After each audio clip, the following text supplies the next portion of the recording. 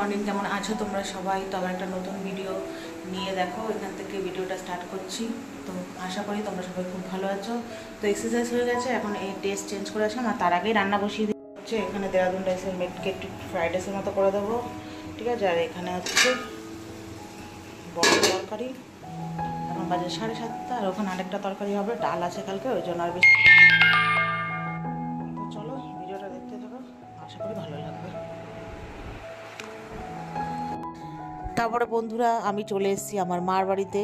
বাড়িতে তো একা ছিলাম, তো যাই হোক মার বাড়িতে চলে এসেছি। স্নান টান করে এসে বলেছি যে মার বাড়িতে এসেছি, তার একটা কারণ আছে। করেছি যেহেতু আমি বড়া তরকারি করেছি আর একটুখানি ফ্রাইড রাইসের মতো করেছি, তো আমার ছোটো ভাই তো খেতে খুব ভালোবাসে, তাই আর কি মার বাড়িতে দিতে এসেছিলাম। হাজব্যান্ডকে বলেছিলাম অফিস যাওয়ার আগে, তো ওর দেরি হয়ে যাবে বলে ও আসেনি।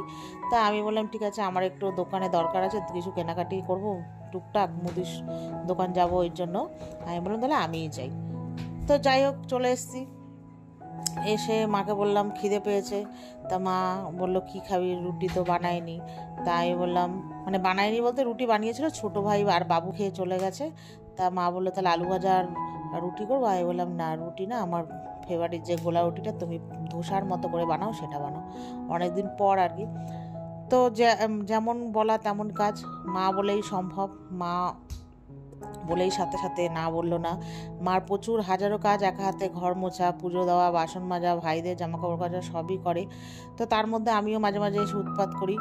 তো আমারও তো একা একা বোর হয়ে যায়, তাই আমিও মাঝে মাঝে আসি, আবার না আসলেও মা রাগারাগি করে। তাই যাই হোক সকালবেলা সব কাজকর্ম করে আমি চলে এসেছি। তাই আসার সাথে সাথে মা দেখো এই যে বলা মাত্রই সঙ্গে সঙ্গে রুটি আর আলু ভাজা করে দিল। তাই আমি বললাম তা করো, মা বলেছিল মুড়ি দিয়ে আম দিয়ে খাবে, মানে মা টিফিন খাবে, বাবুরা যেহেতু রুটি ফুটি সব খেয়ে গেছে। আমি বললাম তাহলে আম দিয়ে আমি মুড়ি খাবো না, তো তুমি একটা কাজ করো গোলা রুটি বানাও। তা মা বানালো। তো পৃথিবীতে তো মা ছাড়া আপন কেউ হয় না, তোমরা তো সেটা সবাই জানো। আর মা যে কি জিনিস সেটা তো মানে যার আছে সে বোঝে, আর যার নেই তার তো আর কোনো কথাই নেই। তো যাই হোক বন্ধুরা, এখানে গোলাউটিটা নিয়ে চলে এসেছি, আর তোমাদের ওই যে দেখাচ্ছি, দেখো কতটা পাতলা, পুরো একদম ধোসার মতো। আমার মা এই জিনিসটা হেভি ভালো পারে। তো খেতে খেতে আমার মুখটা অফ হয়ে গেছিলো, তার কারণ ওই মুখটা দেখলে কেমন করলাম, তার কারণ হচ্ছে ছাদে আমার প্রচুর জামাকাপড় ছিল, সব বৃষ্টিতে ভিজে গেল।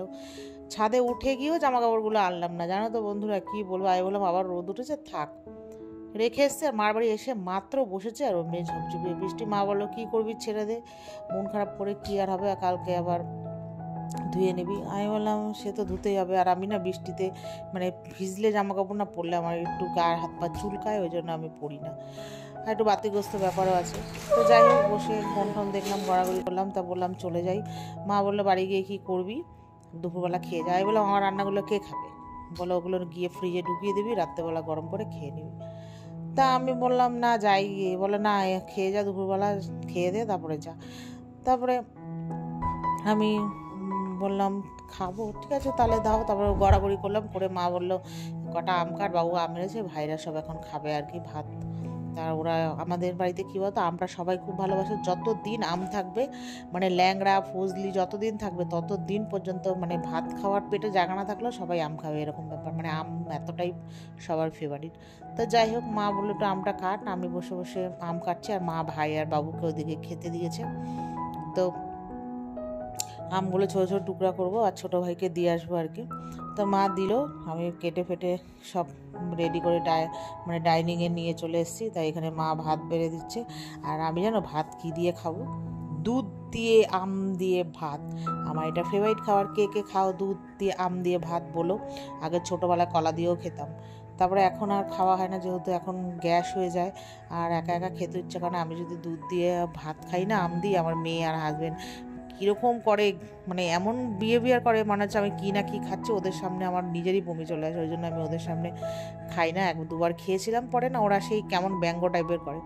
তো যাই হোক বন্ধুরা, তা মাকে বললাম আমাকে একটু ডাল আর ভাজা দিয়ে ভাত দাও, আর আমি দুধ আম খাবো। এবার আমি খেলে মাও খায় আর কি। মা বলে আমি একা একা মানে একা একা খাই না, ভালো লাগে না। আর মা না মাও ভয় পায়, মারও যেহেতু প্রেশার হাই, আমারও হাই, ওই জন্য মা বলে খেলে দিনের বেলা খাবি, রাত্রেবেলা খাবি না।